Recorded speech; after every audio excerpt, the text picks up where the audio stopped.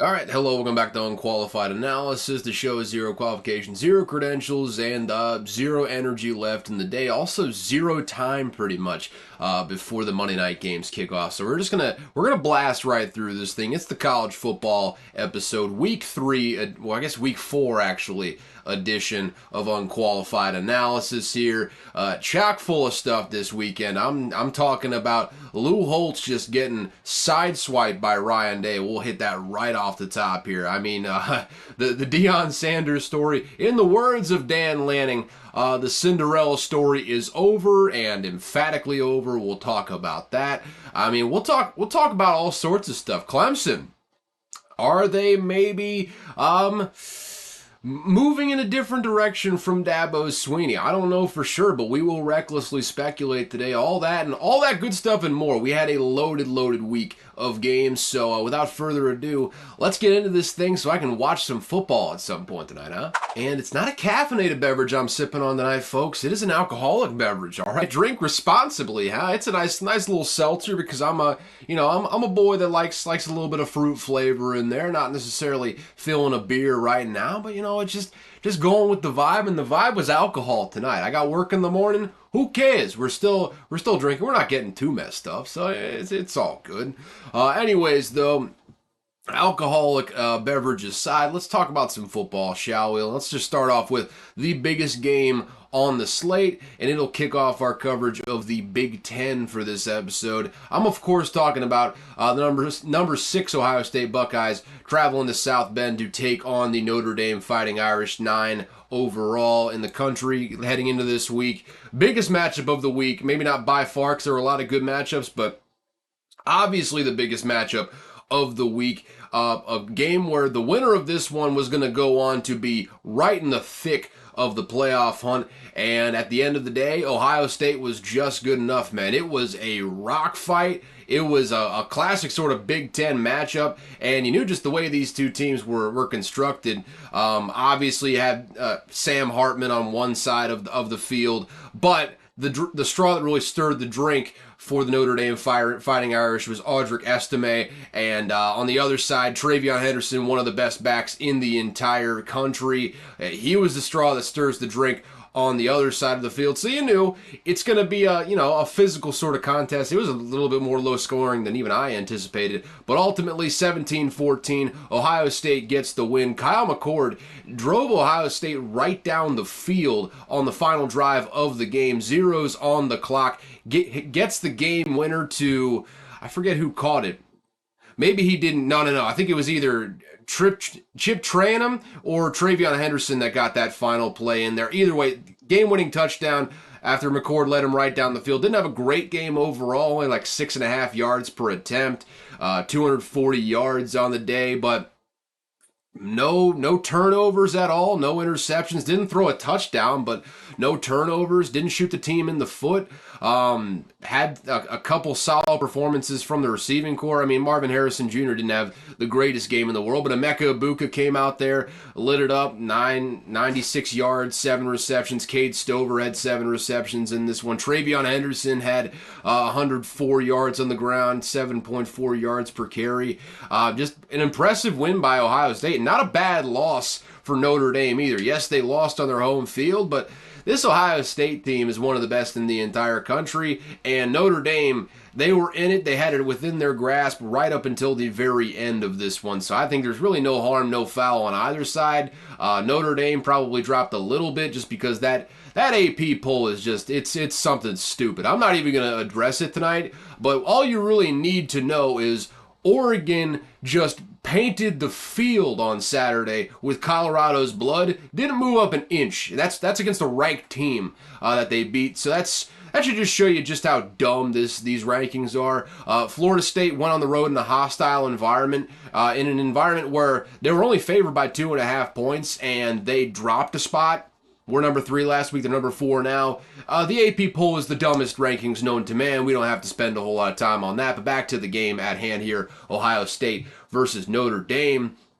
The big headline grabber after this one, it was not Notre Dame being frauds, because I don't think they're frauds. I think they're going to be right in the playoff hunt at the end of the year, because I think it's going to be a season full of chaos from top to bottom, and that may be the only loss they have on the schedule. Now, they do have USC coming up. I think USC is a team they can score on, and Audric Estime, I think, will probably have a big-time day versus that USC defense, because they're the same team as they've always been. No defense, electrifying offense with the best quarterback in the entire country. That's the story of Lincoln Riley from time immemorial. So many number one overall picks coming out of that offense, but I digress. This is more about the Ohio State Buckeyes. First off, they get the win, so they are right there. They already have basically the crowning jewel on their resume to put in the playoff contention. They're undefeated, still 4-0 after this week. They face the meat of the Big Ten schedule. They still have Michigan at the end of the year. They got Penn State coming up here in the next couple weeks or so. But this was a big test, and they passed with flying colors. It was not pretty at all times, but this is an Ohio State team that is built around the defense and the running game this year. This is not a team with a CJ Stroud or a Justin Fields in there, someone where the quarterback is like, okay, this is a guy that's going to go in the first round no matter what. Maybe Kyle McCord rounds into that sort of form, but for right now, they don't really need him to be. They don't really need him to be C.J. Stroud, Justin Fields, Dwayne Haskins, God rest his soul, any of those guys. They just need him to go out there and do exactly what he did on Saturday night. Don't turn the ball over. Get the ball in the hands of the playmakers. Let the running game do its thing, and you're going to win most games this season. You can have a real argument as to how that translates to the Michigan game. Might actually translate quite favorably, but we'll get to that when we get to that. But right now, I want to talk about the post-game comments by Ryan Day. Just came out there scorched earth in the post-game interview, and got to back up a little bit just to give you some context. I think it was on Friday the Pat McAfee show was live in South Bend, and they have a guy on their show by the name of Ty Schmidt. Ty Schmidt is a hilarious human being with a plethora of impersonations that he does on a daily basis over there. My favorite and one of the most prolific over there is his Lou Holtz impression, and to honor that Lou Holtz impression and just kind of, just create some great TV, they had Ty Schmidt dressed up in the old man mask, impersonating Lou Holtz, interviewing the real life 86-year-old Lou Holtz, and that was the only one conducting the interview right there. Fake Lou Holtz was interviewing real Lou Holtz on national television. You can't make this shit up, guys. It was magical TV. It was awesome. Didn't really get a whole lot of interesting stuff out of that interview, but the main crux of the issue that Ryan Day had in the post-game interview was Lou Holtz saying, kind of accurately, mind you, just looking historically at what they've done under Ryan Day at Ohio State. Just look at the teams that have beat him. It was, Alabama twice, Michigan twice at this point. There's another team sprinkled in there as well, I want to say. But it's all teams that have just come out there and just been more physical than them. Just run it down their throats, pretty much played hard defense, and ended up grinding out a win at the end of the day. And Lou Holtz, being that he's a former Notre Dame coach, rallied the horses, said that Notre Dame's going to win by 10 because they're a tougher football team. Pretty much exactly what you would expect a former Notre Dame head coach to say in that situation. Obviously, he's not going to sit there and be like, I think Notre Dame's going to get absolutely killed on Saturday night. I think they're going to go out there, they're going to lay an egg, they're going to lose. What did you expect the man to say? So that's the context of this whole thing. Ryan Day apparently took exception to those comments and said, I'd like to see where Lou Holtz is right now. I could not believe what he said the other day on TV. Like, what did he... Which prompted everyone rightfully to go, what did he say? Literally, what I just laid out to you right there is all that he said. It was completely innocuous. Ryan Day is just out there going scorched earth on an 86-year-old man who, you know what, to answer your question of, I wonder what Lou Holtz is doing out there, probably asleep. He's an 86-year-old man, and it was roughly 10:30, 11 o'clock at night, probably asleep in his bed. Probably didn't even know about those comments from Ryan Day until he woke up in the morning. Some people got all offended, up in arms, because he's taking pot shots at an 86-year-old man. I just think it's hilarious. I mean, I generally don't care. I mean, football coaches are going to find motivation wherever they can find it. I don't fault them for doing that. Not one bit at all. I think it's prudent to go out there and get any bit of motivation you can to feed to your team to get them to play as hard as possible. That's just football right there, baby. I got no problem with that. I just find it hilarious that he is taking exception with some comments that were made by the real Lou Holtz being interviewed by fake Lou Holtz on national television. That's just cosmic comedy right there, man. It's what makes this sport so great, man. You can get a coach up in arms for something where at the end of the interview, I mean, Lou Holtz just like did a magic trick where he ripped up a newspaper, then all of a sudden the newspaper was back together. Wizard shit right there, man. He's 86 years old. Might be like Gandalf out there being an absolute wizard. But, I mean, hey, like I said, take the motivation where you can. It's not going to stop me from laughing at how ridiculous you're being, but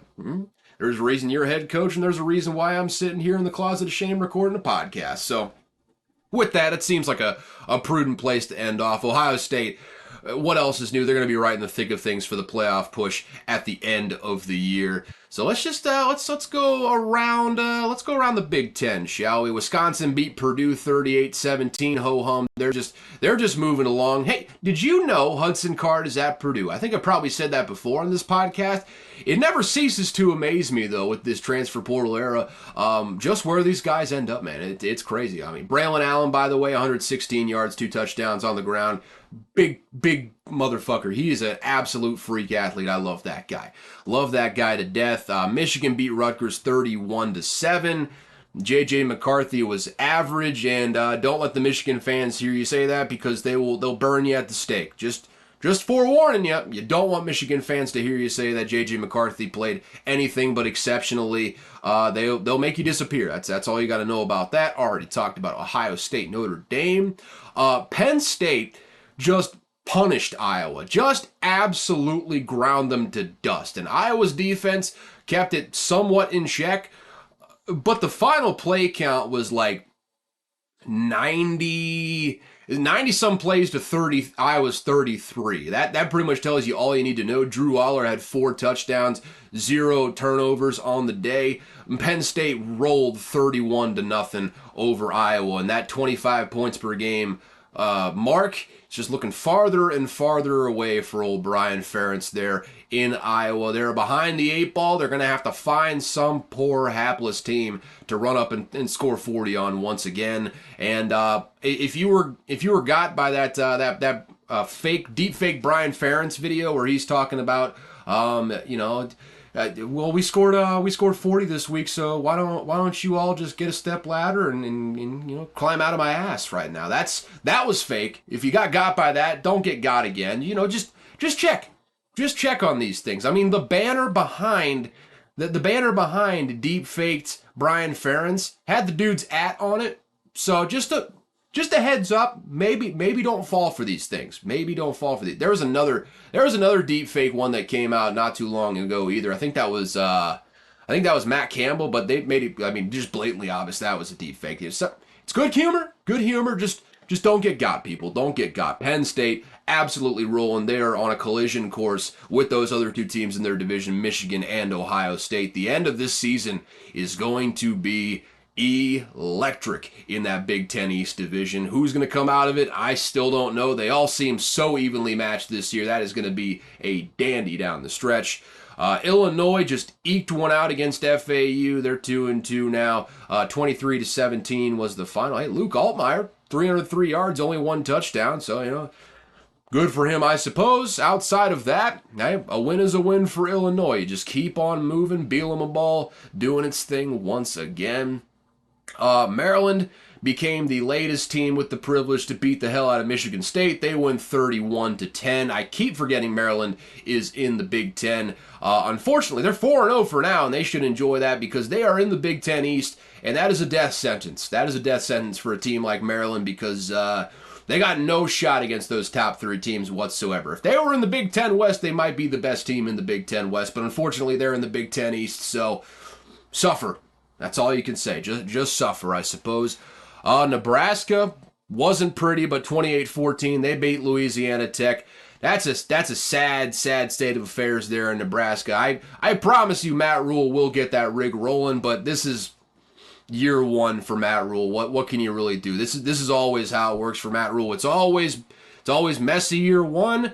Year 2 they pick it up, and year 3 they're damn near unstoppable. That's just how this thing goes. He'll get it rolling. It's just this year certainly isn't the year. And if you thought so, you were deluding yourself, unfortunately. Indiana, it took 4 overtimes to beat Akron, aka Akron, 29-27, which does not feel like an overtime score. That feels just like a regular little regulation score. But that just shows you what Indiana is this year.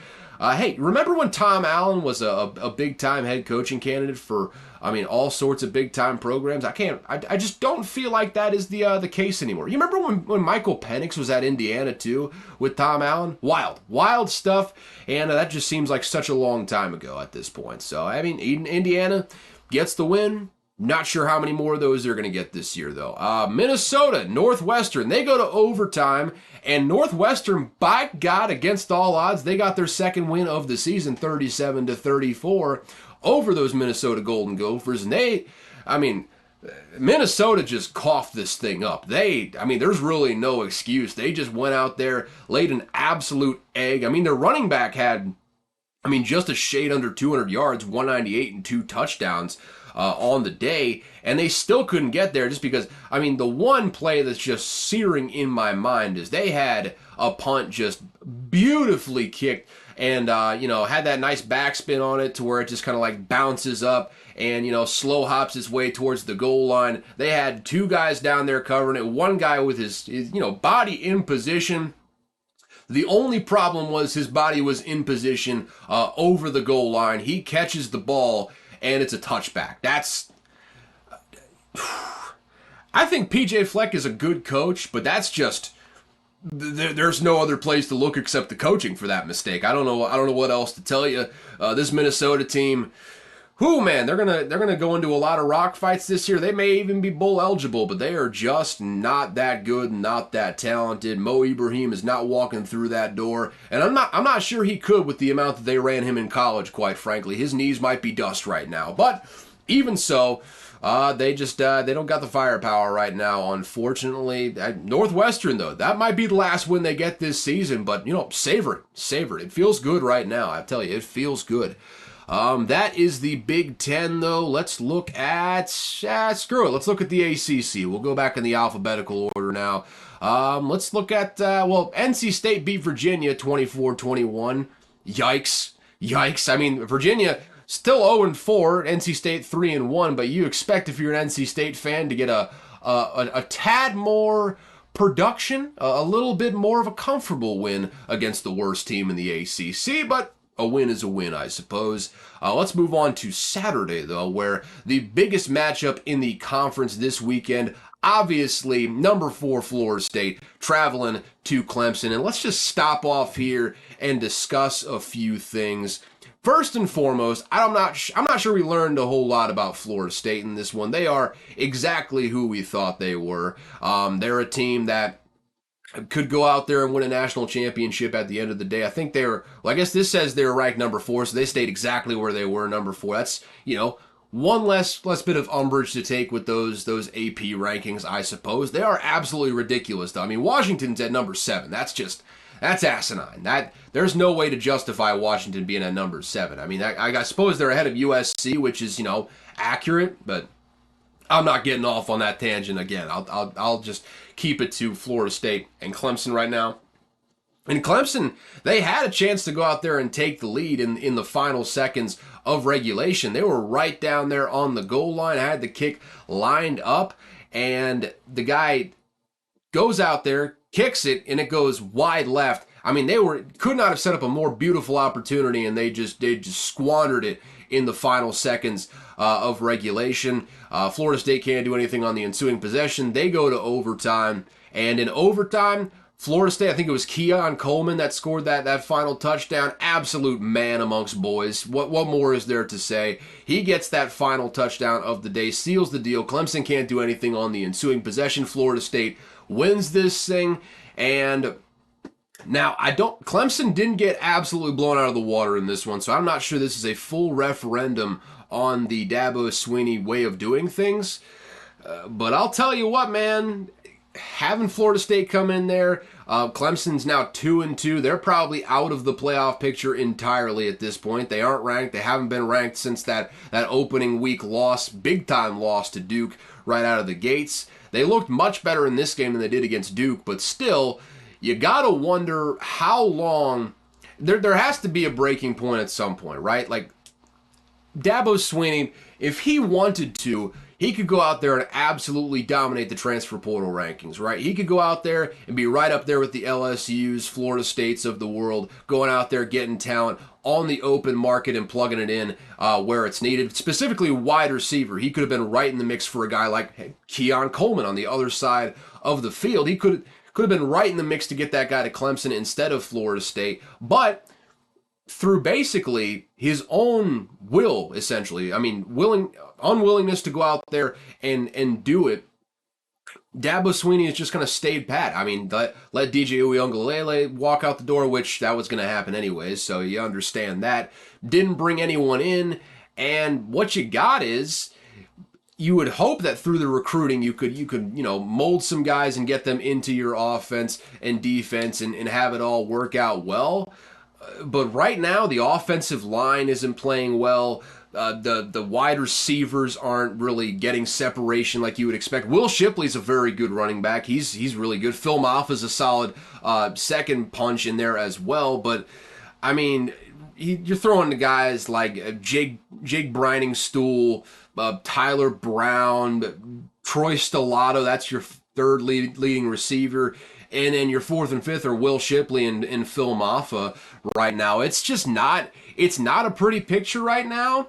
And it's a picture that really they could change if they truly wanted to, if Dabo would embrace the transfer portal era, but he's shown no willingness to do that. And unless he has a serious change of heart after this season, if it ends up being a rough season down the stretch here, if he has a serious change of heart and maybe turns this thing into a transfer portal machine, I mean, it would shock me personally, but I could see that happening, and Dabo Swinney going on his merry way, still keeping the Clemson Tigers as contenders. But I'm far from sold on the way they're doing things over there right now. I mean, Garrett Riley was brought in to kind of revamp and modernize the offense. I've not seen any evidence that he's been given the leeway to go out and do that, quite frankly. And I've got no inside knowledge to tell me that Dabo Swinney is strangling the offense, if you will, and keeping Garrett Riley from running what he wants to run, but it certainly looks like that might be the case right now.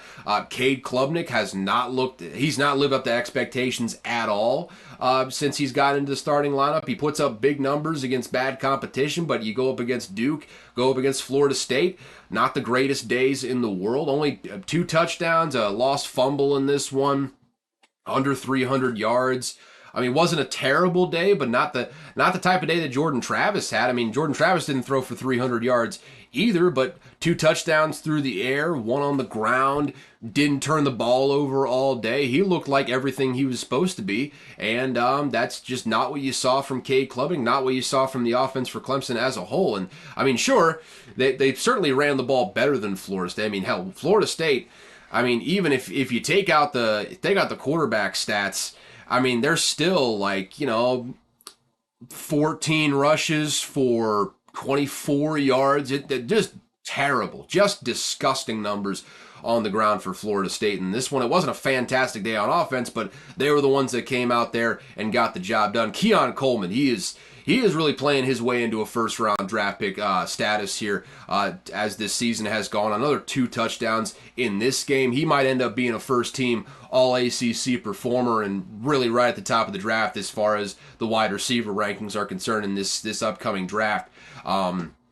But as far as Clemson is concerned, I am not sold at all. I mean, if Dabo Swinney keeps doing this and it keeps turning out the way it is, I mean, I wouldn't be shocked that if in the next, I mean, it won't happen this year, probably won't even happen next year, but within the next 3 years, I wouldn't be shocked if Dabo Swinney just kind of either moved on or the university had the gall to go out there and remove him from his position just because it feels like the game has passed by Dabo Swinney to a certain extent. I mean, it's either adapt or die. And if your competition is using the transfer portal to their advantage and improving their teams doing so, I mean, look at Florida State. They weren't a championship contender last year, and they turned their roster into a championship contending roster, put themselves over the top and in contention by just really leveraging the hell out of that transfer portal this offseason. I mean, you can look across that roster all over the place. I mean, Jaheim Bell, Keon Coleman, you got guys all over the field that were transfer portal guys that they got this year. If your competition in the ACC, particularly, but even nationally, is doing those sorts of things, it would behoove you to do that. And I'm just not sure Dabo Swinney is going to end up doing that. So it's one of those things where I could very easily see him not being at Clemson in the next couple years. Like I said, won't happen after this year, probably not even after next year. But if he keeps doing this and being stubborn about it, I'm not sure Dabo Swinney is long for that job over with the Clemson Tigers. And if he's not long for the Clemson job and he shows no willingness to adapt with the times, it might end up being his last stop as a major college football head coach, which would be wild considering he's fairly young in the terms of head coaching circles. So I don't know. Interesting times over there with the Clemson Tigers. Florida State is still looking like they are right in line to go out and win the ACC, maybe be undefeated at the end of the day or end of the season, and be right there in the playoff race when it's all said and done. With that though, let us keep it moving. Ooh, excuse me, I got gas just bubbling up in my chest. Let's make it all even better with more caffeine, not caffeine, just carbonation.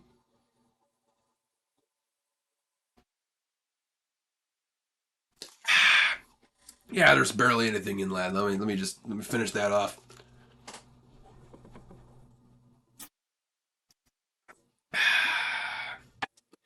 See what's going on over here. Mm-hmm. All right. Any hoosin'. Let's keep it moving on the ACC. North Carolina took care of business versus Pitt. Sneaky good win there for North Carolina. That was kind of a trap game, possibly going down to Pittsburgh with Pat Narduzzi. Always a feisty game, but North Carolina scored 41, won by 17. North Carolina might be legit this year. They're 4-0 entering the meat of that ACC schedule. Keep an eye on that going forward. Free Tez Walker. It's not going to happen, but I prefer they do that, okay? Duke beat the hell out of UConn 41-7. Will Mike Elko be at Duke after this season?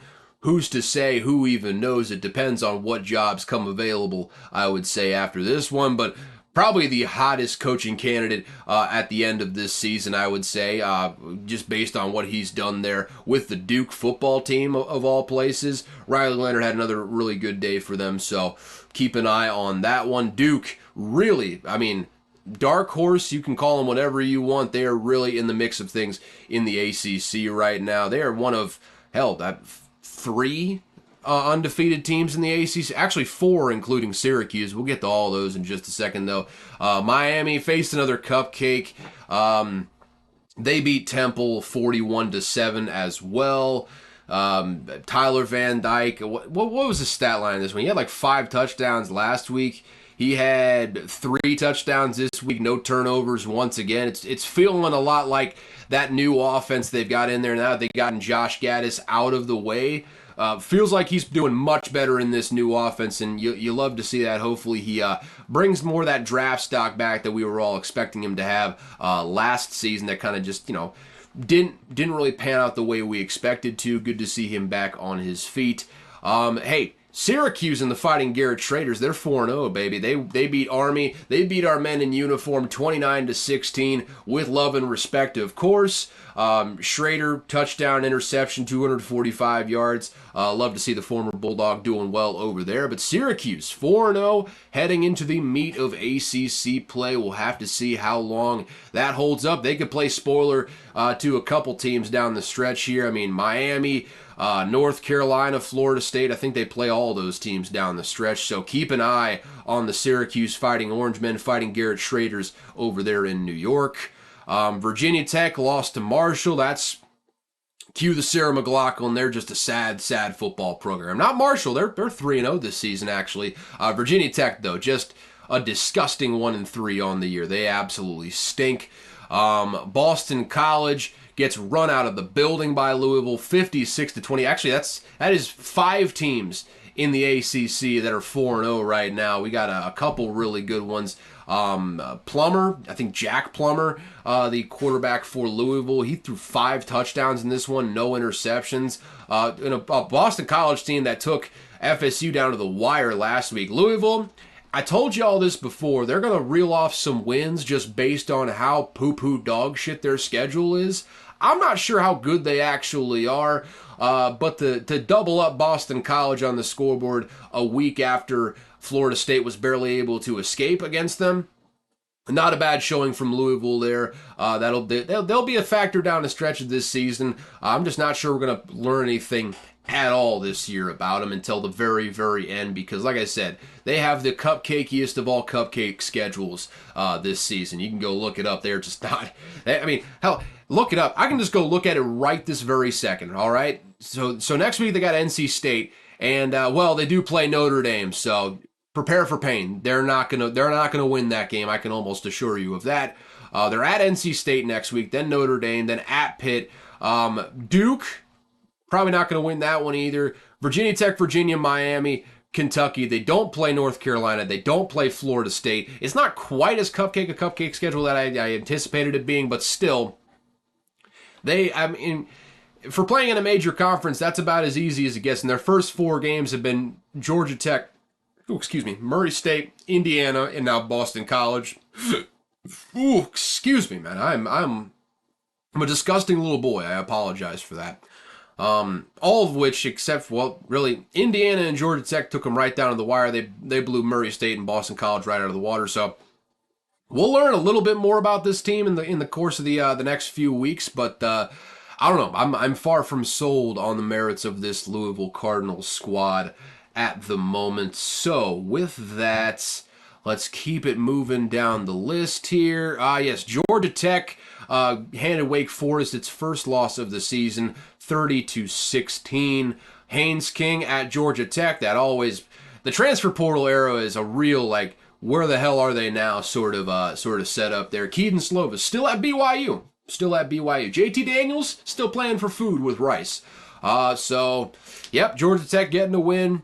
They're not very good. Neither is Wake Forest. But hey, good for Wake Forest for starting the season 3-0. Not sure if they'll keep that sort of momentum going through into ACC play, but there you go. There's the ACC right there. Let's look at the big, not the American. I don't really care about the American, quite frankly. I care about America. I don't care about the American Conference, though. All right. Texas beat the hell out of Baylor 38-6. Texas is looking like every bit of the playoff contender that we expected them to be coming into the season. They took care of business versus Baylor in a fashion where you absolutely have to. On the road, good win for them, 38-6, the final score there. Oklahoma wasn't pretty, but did not allow Cincinnati to score a touchdown. They win 20-6. Dylan Gabriel, easy for me to say, throws for over 320 and a touchdown. I think he ran for the other touchdown as well. So not a bad day. Not the greatest offensive outing, but good enough to get past Cincinnati, and that's really all you needed at this point. They're 4-0 now at this point. Them and Texas on a collision course at the end of the season. TCU hosted SMU and beat their doors off 34-17. Chandler Morris had 3 touchdowns, no interceptions on the day. Kansas was in a thriller with BYU there for a little bit. The Fighting Keaton Slovises could not get it done in Kansas, though. Kansas is now 4-0 after going 38 to 27 against BYU, handing them their first loss of the season. And hey, Jalen Daniels, preseason player of the year in the conference, didn't have a whole lot of yards, only 130 through the air, 54 on the ground, but 3 touchdowns through the air. No turnovers on the day. Devin Neal had 5.4 yards per carry in this one. Just ho-hum, moving along. Kansas is 4-0 once again. And if Lance Leipold does not get a major college head coach offer at the end of this year, I will be absolutely shocked, quite frankly.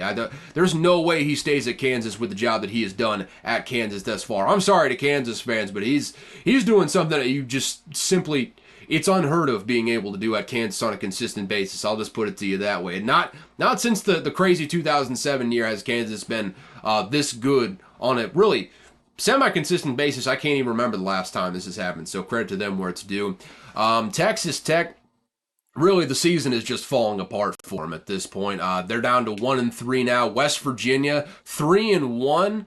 I mean, I'll tell you, Neil Brown played himself right off the hot seat at this point. They're 3-1 at this point. Only loss being to Penn State. They win this one 20-13.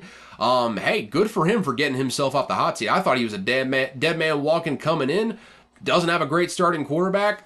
Doesn't matter. They just come out there and they get the win at the end of the day. And here we are, 3-1 West Virginia, rolling along right into the heart of Big 12 play. Texas Tech on the other side. Hey, at least you're probably going to keep your head coach for another year. That's cool. That's pretty sweet because it looked like he was going to get hired away by someone at Texas Tech. Had a big year this year, so that could be fun. And Texas Tech, it's only 4 games in the season, so they could reel off a couple wins here in a row and be right back in the thick of things. So don't fret too much. This is the first game of Big 12 play, so don't be fretting too much. They had a tough schedule right out of the gate this season, so not much to see there. Iowa State beat Oklahoma State in the saddest matchup of the day. But hey, a win is a win. Iowa State is now 2-2. They're 1-0 in Big 12 play, and we are just moving on from there. Oklahoma State, we might be nearing the end of Mike Gundy's time in Oklahoma, at Oklahoma State there. Is it Norman? Nah, I think Norman is where Oklahoma is, but man, who cares? Who cares, man? I just feel like Mike Gundy might be nearing the end of his time there in that job is the main point of that sentence. Houston beat the hell out of Sam Houston. Not going to spend any time on that. Already played 3 conference games has Houston. That's kind of shocking for 4 weeks into the season, but we'll just keep it moving. UCF goes into Kansas State, and Kansas State has a hell of a win, quite frankly. I mean, UCF they looked fallible at points, but hadn't lost a game yet this season. Kansas State handles business, beats them by 13, 44-31. Sure, UCF did not have John Rice Plumlee in there. He was injured, could not play in this game. But I mean, Will Howard, it wasn't pretty, but he went out there, got the job done. Really, the true star for Kansas State in this one was DJ Giddens with, get this stat line, 207 yards on the ground, 6.9 yards per carry, nice, and 4 touchdowns on the ground. Also, Will Howard chipped in 2 more touchdowns to bring the total as a team to 7 yards per carry and 6 touchdowns on the ground. They just ran all over UCF in this one, and Kansas State, still, they lost that game last week to Missouri. Missouri's a damn good football team, and they lost that on the road. Kansas State's still going to be right in the thick of things, a dark horse to win the conference. Once again, you cannot sleep on Kansas State in this Big 12 conference going forward. That does it for the Big 12, though. What else we got here? We got the Pac-12 real quick. Let's get a look at what's going on there. Thank and praise be to Jeebus. The over of 62.5 that I put on USC and could not cash out did win. 42-28 was the final. USC got the win. That defense is just stinky garbage. Just putrid, stinky garbage. I might just blindly bet the over on them, no matter the total, from here on out, because by God, I mean, they put together, Arizona State with their backup quarterback scored 28 on this defense. That's wild. That's wild right there. Caleb Williams, by the way, 323 scores. What else is new? Marshawn Lloyd with 154 yards on the ground. This USC offense is fantastic. Their defense is just bad. It always is bad. Alex Grinch and Lincoln Riley continue their wild homosexual love affair that has kept Alex Grinch on Lincoln Riley's staff for the last however many years in a row with a lackluster defense every single year. I don't know how he keeps doing it, but more power to you for somehow finding a way to keep a job. You want to talk about a game that smashed the over, though. I mean, Washington ended up beating the hell out of Cal, but Cal scored 32 in the process. Final score 59-32. Pac-12 just an over machine this year, man. Absolute over machine. Every offense is good. Everyone's got a quarterback, and no one's got a defense worth a damn. Just a fun conference for my money. Best conference in America right now. And Washington, I don't give a damn if they're the 7th best team in the country. To me, they're playing better than every other team that is out there right now. They are more complete than every other team on the slate right now, regardless of conference. I'd have Washington above every single team out there right now. They are just that good. Real national title contender, whether people are acknowledging it or not. They are a really, really good football team. Really good offense.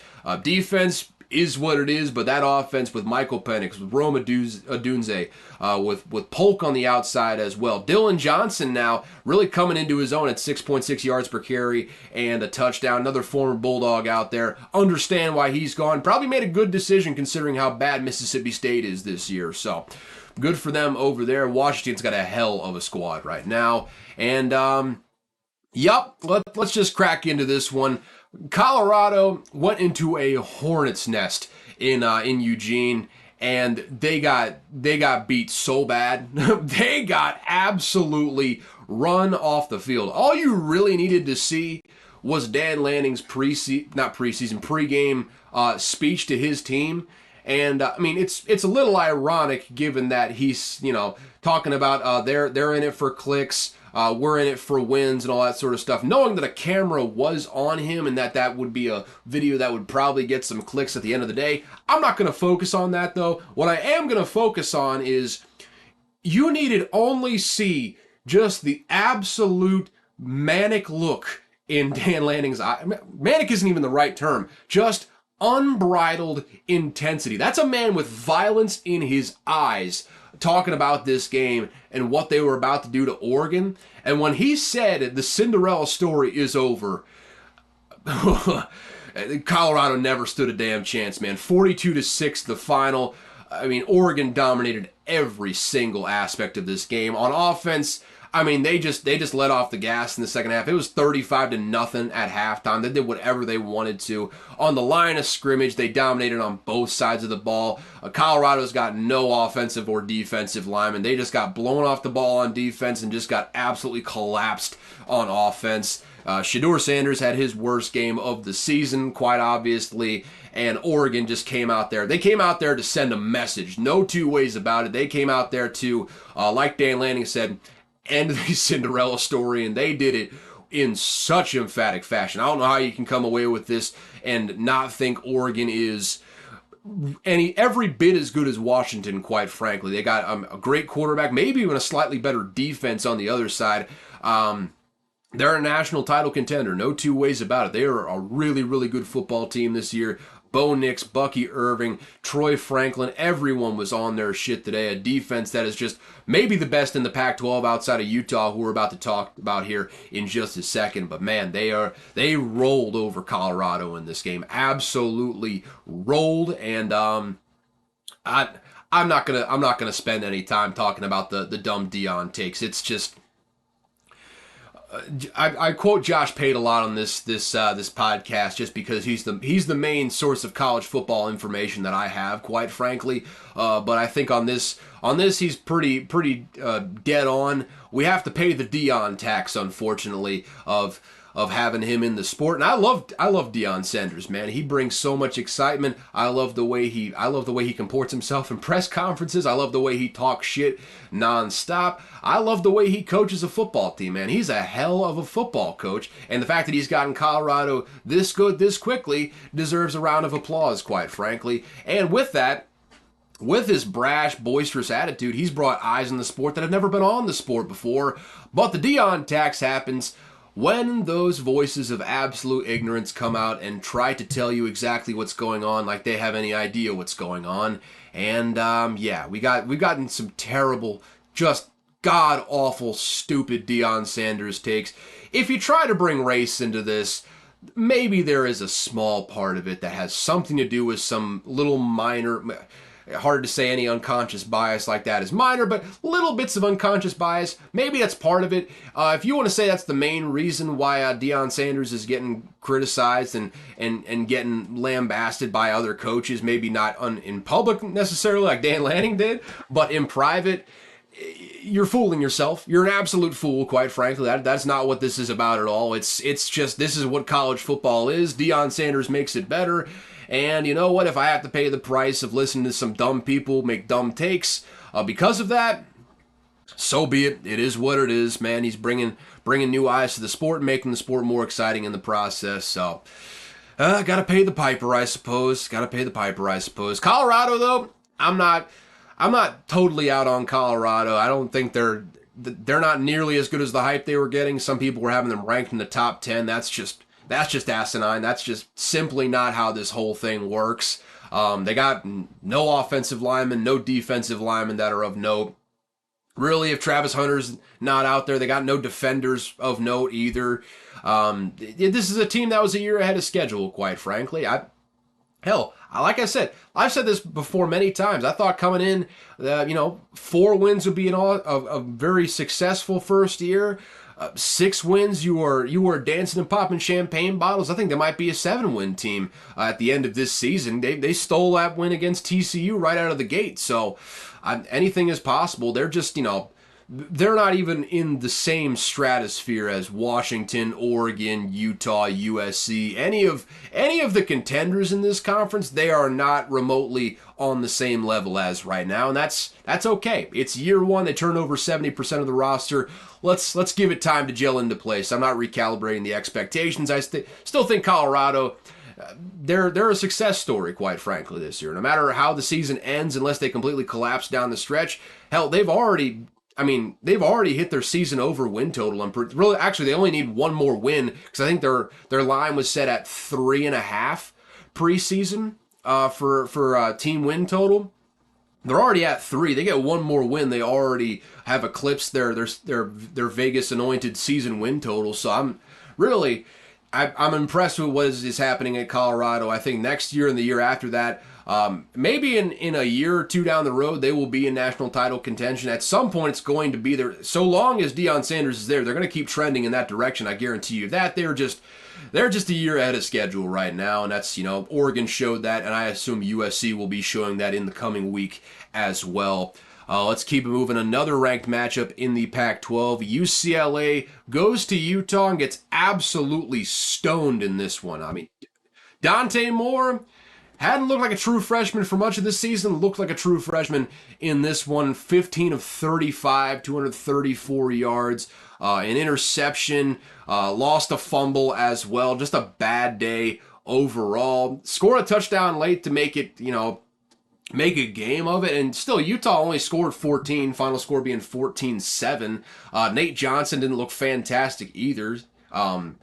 14 rushes for 2 yards at the end of the day. So the UCLA defense, one of the best, actually the best rushing defense in the conference entering this game. So, and they looked good in this one against a team that really wanted to run the ball no matter what. I think UCLA's defense is even better than I gave them credit for coming into the season. But with a true freshman starting quarterback, your ceiling is only so high at the end of the day, and Utah exposed that. Had a good game against them and ultimately won this game for Utah. And that's, 4-0 now. Cam Rising dressed for this one but didn't start. I'd imagine he probably ends up starting next week coming off that ACL injury. And with Cam Rising in there, I mean, watch out. This race towards the end of the season for the Pac-12 is going to be as good as any out there. It is just a treat to be looking at the Pac-12 this year. What a swan song it is turning out to be. We've not even reached the climax of it yet, though, so stay tuned.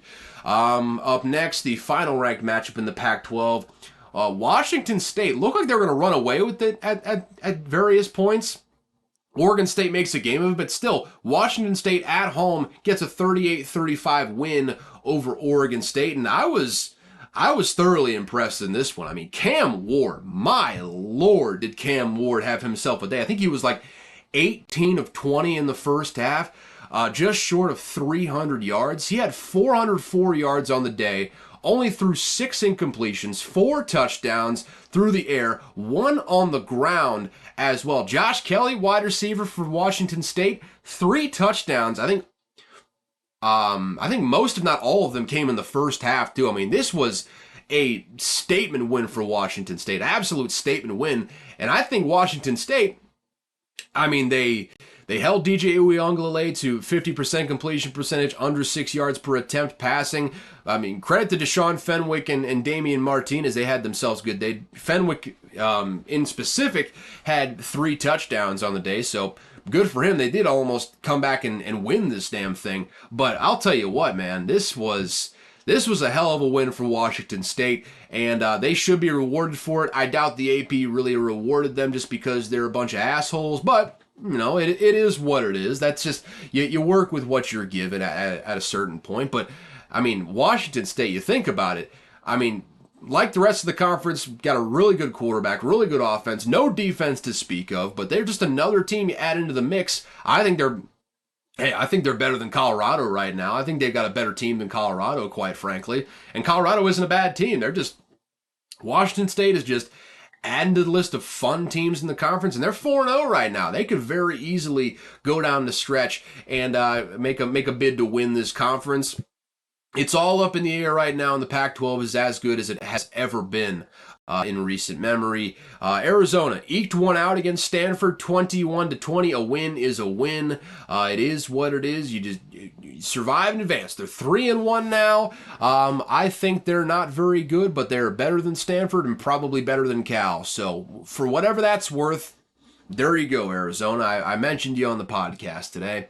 What else? That's the end of the Pac-12. Let's look at the SEC real quick. Georgia beat UAB 49-21. Carson Beck looked the best that Carson Beck has looked this season, I believe. 338, 3 touchdowns, no turnovers. Brock Bowers had 121 yards, 2 touchdowns in this game. Seems like Carson Beck is getting the hang of this whole offense thing. Hey, why don't I just throw to the greatest tight end that I have ever seen in a college football uniform and let him do some things for me? That could certainly help out some stuff. And that's, a good thing to follow. So that's what, Georgia is starting to round into shape. They're still the clear-cut number 1 team in the nation right now. They will be until someone knocks them off. That's just kind of how this thing is. They're the back-to-back national champs for a reason.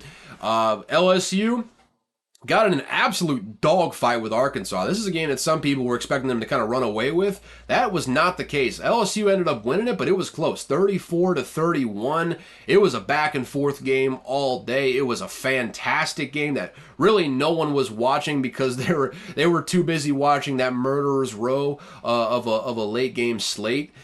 With Ohio State going on, Oregon State, Washington State. I assume there were some people watching LSU, Arkansas, but there was just so many other options to go out there and look that it kind of just fell by the wayside, and it was a dandy. It might have been the best game of the group. Jaden Daniels continuing to look like a really good quarterback. 320, 4 touchdowns, 1 interception. Brian Thomas, after that rough first game against Florida State with all those drops, he had another really big game in this one, 133 yards. Malik Neighbors had over 100 in this game as well. The defense for LSU, suspect to say the least, and that just because they beat the hell out of Mississippi State last week does not mean that their defensive woes are solved. It just means they didn't face very good competition that week. They've still got some problems, but they are an exciting team to watch. And with a down year in the SEC, they could still very easily go out there and win the West. They are 3-1 right now, number 12 team in the country. Let's just keep it moving, though. They get the win. Arkansas still searching for an answer over there. Not for a lack of trying, but still searching for an answer. Alabama beat Ole Miss 24-10, doing the Lord's work over there, and it was the classic joyless murder ball, man. They just strangled the hell out of Ole Miss on defense. They did what they could on offense. I mean, Jalen Milroe wasn't a pretty day, but 17-21, 225, a touchdown through the air, an interception. Kind of a ho-hum day, but they just, Jace McClellan had a good game on the ground, over 100 yards, 6 yards per carry, a touchdown as well. They just slowly pulled away pretty much. I mean, they had Dallas Turner starting to really round into form. He had 3.5 tackles for loss in this one, 2 sacks in the day. They had a couple guys, Chris Braswell and Tim Smith, with a sack and a half on the day. They had 5 sacks as a team in this one. That Alabama defense really rounding into form. The running game was not pretty in this one. I mean, they just even if you adjust for not having the quarterback rushing stats in there. I mean, Jace McClellan was good, but you're searching for answers after Jace McClellan, quite frankly. But when the defense is playing as good as they were, holding Ole Miss to 10 points, which is a career low at Ole Miss since Lane Kiffin has been at Ole Miss. That's the lowest point total that he has had on offense since being there. Quinshawn Judkins, you hold him to only 56 yards on the day. Jackson Dart, you turn him over only once. Only once with the interception there. But hey, it wasn't pretty, but you end up winning by 2 scores in Alabama. They're ranked in the middle of the top 25, but they're just, they're sitting there. They're 3-1. They could round into form down the stretch of this season. They got this entire thing in front of them. They get a good win against Ole Miss. We'll see if it keeps going. They got an absolute layup this week on the road at Mississippi State. So I'm prepared for pain. I'm just prepared to be absolutely depressed on that one. What the fuck else is new, though, I suppose? Tennessee did what they were supposed to do, beat UTSA. I don't think Frank Harris was in this game for UTSA, so this is a game that you basically got to go out there and absolutely strangle the life out of UTSA. Tennessee did that. Joe Milton, once again, has not looked great. Didn't look great in this one. But Sampson, the running back for Tennessee, had 139 yards, over 10 yards per carry. So you get some good production in there, and you get a win at the end of the day. Maybe not the year that Tennessee was hoping it was going to have. Maybe not the team that they were hoping they were going to have. But still a solid football team out there. It'll be a test for Georgia down the line in November when they finally play. Good Lord, that's going to be a while away. But I digress. Florida, I still don't think they're very good, but they beat Charlotte 22-7. Just an ugly, ugly game. Ricky Pearsall had an absolutely insane catch in this one, a one-handed grab. Still only scored 22 points versus Charlotte, so what can you really take from that? But I'm not here to poo-poo a win. They got to win. They're better than Mississippi State, which is not hard to do, but here we are. Texas A&M, they hand Auburn their first loss, 27-10. That's another team, Texas A&M. Yeah, you talk about teams in the West that can really compete. You got to watch out and see if Connor Wegman is seriously injured. I don't think he ended up being seriously injured, but he did leave this game.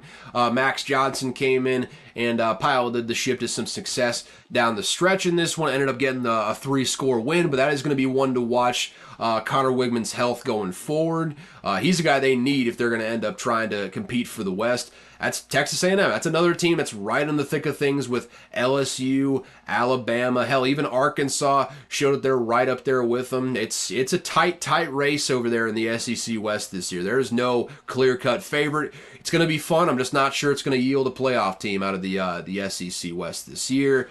Kentucky, they beat Vanderbilt 45-28. Devin Leary didn't have a great day, but good enough to get the job done. That's really all you can ask for there. Kentucky is 4-0, looking to be the biggest test for Georgia left on their schedule. The other big test, Missouri. They just eke one out against Memphis. This was a big-time trap game spot after an emotional win versus Kansas State last week. Walked it off on a 60-yard field goal, you may remember, last week. This week, they just barely beat Memphis, 34-27. They escape with a win. Brady Cook did start in this game. There was some question about that coming in, but he did start. Throws for 342 touchdowns. Had a real good day. Luther Burden just continuing his tear of really, really good play. 10 receptions for 177 yards. In this one, Missouri gets the win. They're 4-0, and they are just barreling into SEC play. I'm looking forward to seeing what they can do. I'm hoping one of those two teams, Kentucky and Missouri, can give Georgia a game at some point this season just so we can see what they do in a close contest. We still don't really know what Georgia is because they play such a cupcake schedule going into really up until November, really. They play mostly a cupcake schedule. So I'm looking for them maybe to be tested at some point this season. And life is pain and existence is suffering. Mississippi State went on the road, and they lose to South Carolina. Oh, man. Between the Vikings and Mississippi State, this is going to be a rough football season, folks. Sure, Mississippi State is 2-2. They may not win a game for the rest of this year, man. This is a bad football team. I mean, they let Spencer Rattler go 18 for 20, 288, 3 touchdowns on the day, 14.4 yards per passing attempt. Not completion, attempt. Well, hell, that's basically the same thing because he completed 90% of his passes. But, I mean, they did anything they wanted on offense. I didn't do really shit on defense. I mean, Will Rogers had a career day, 487, only 1 touchdown, which, beggars can't be choosers, I guess. Oh, excuse me.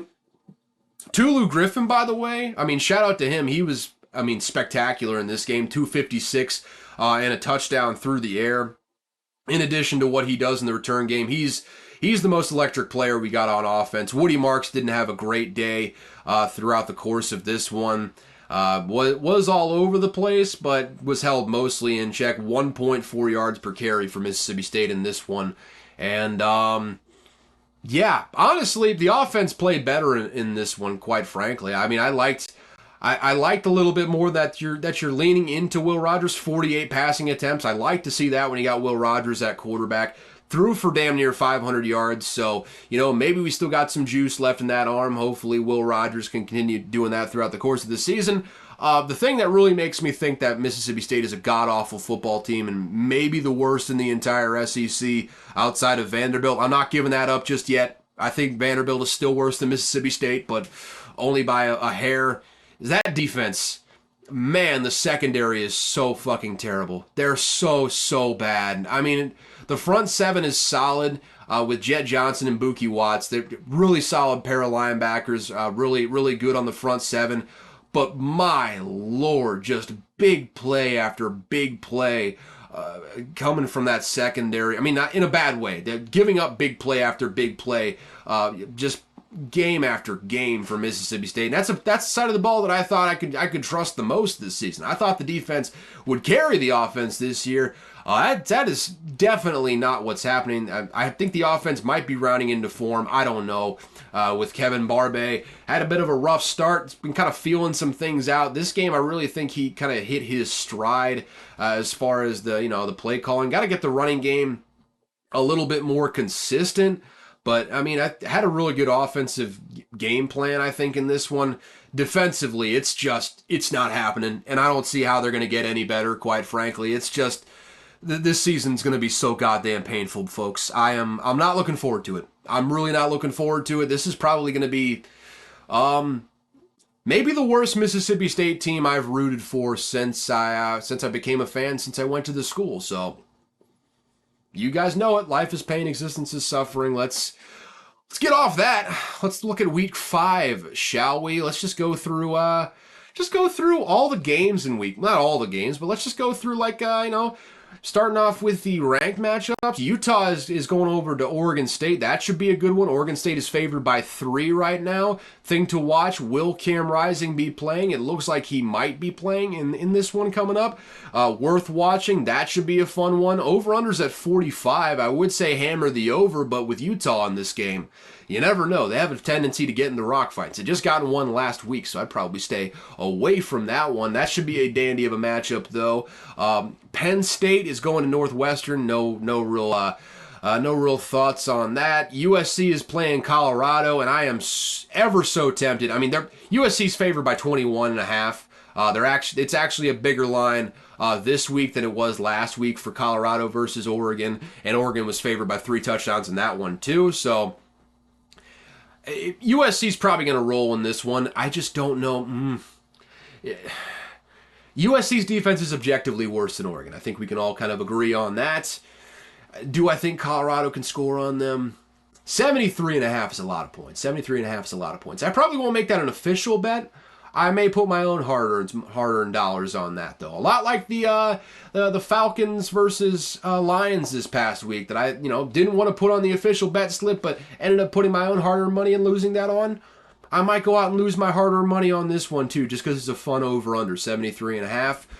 Maybe won't hit it, but be cool if they did, I suppose. Be cool if they did. I think Colorado's in for another rough week, I would say, though. Maybe a little bit more offensive momentum against USC, but still probably a rough week when it's all said and done. Florida is playing Kentucky. This will be a good litmus test for both teams. Kentucky's not really been challenged thus far, and Florida, really, they lose to Utah, and they've won 3 straight since then, and they beat Tennessee at home in one of those. This will be a test on the road, see if they really are living up to that 22 ranking. We'll get to find out very early in the day. That's a noon kickoff. Also, by the way, USC at Colorado is a noon kickoff. That is in Mountain Time, folks. The kickoff is going to be at 10 a.m. local time for USC Colorado. Gross. Absolutely gross in that one, but I digress. Georgia's taking on Auburn. Georgia's favored by 2 touchdowns on the road right now. And, hey, Auburn can make a game of it, but Georgia should take care of business in that one. Same with Michigan over Nebraska. I'm not too worried about that one. Michigan's favored by 18 in that one. Still a smaller line than USC versus Colorado. That should tell you a lot with how bad Nebraska's been and how highly touted Michigan is, number 2 team in the country right now. Ranked matchup in the Big 12. Big 12 alert. We got Kansas taking on number 24 Kansas, mind you, taking on the number 3 team in the nation, the Texas Longhorns, and 64 is the over-under. Texas's defense has been playing very, very well this year. I mean, it's minus 17 in favor of Texas. Hell, I am highly debating whether to throw a few shekels on that plus 17 for Kansas, quite frankly. But that should be a good one. I hope it's a good one, anyways. I just want Kansas to be good so bad. I just want it to be real good. I don't think they're gonna win this game. They have an opportunity to make it fun, if nothing else. Missouri's taking on Vandy. Missouri should win that one fairly easily. It's on the road, but they should win that one fairly easily. Also, welcome to the top 25, Missouri. Welcome. LSU is going to Ole Miss, and I just hope that LSU beats the brakes off them. I don't think it's going to happen, though. I think this will probably end up being a close game. Over-under is 66, and I am heavily leaning on the over on that one. LSU is favored by 3 as well. I don't got a great feel on the line. Ole Miss at home is a different animal than being on the road in Bryant-Denny Stadium. But both these teams can score, and neither one has a particularly stellar defense, quite frankly. So I think this could end up being a track meet. And, nice little morsel there for the 6 p.m. time slot on ESPN. Oregon's traveling to Stanford. They should beat the hell out of them. It's even more of a lopsided line this week than it was versus Colorado. Stanford's bad. Oregon's good. Not much else we need to say there. Iowa State is going on the road to take on number 14 Oklahoma. Oklahoma is favored by 20. And honestly, Iowa State's not going to win this game, I don't think. I would be shocked if they did. But plus 20? I could see him keeping it close in this one. I mean, Iowa State hasn't been terrible this year. They're not good, but they haven't been terrible this year. They just beat Oklahoma State last week.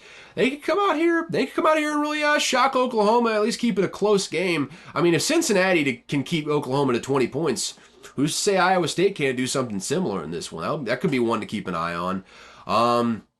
Another big matchup for Notre Dame and just this gauntlet that they're going into of the schedule. They play Ohio State last week. This week they go on the road to 4-0 Duke. Duke is the 17th ranked team in the nation. Hot team right out of the gates. They just club Clemson to death pretty much in game one, and they've been rolling ever since then. Now they're hosting Notre Dame.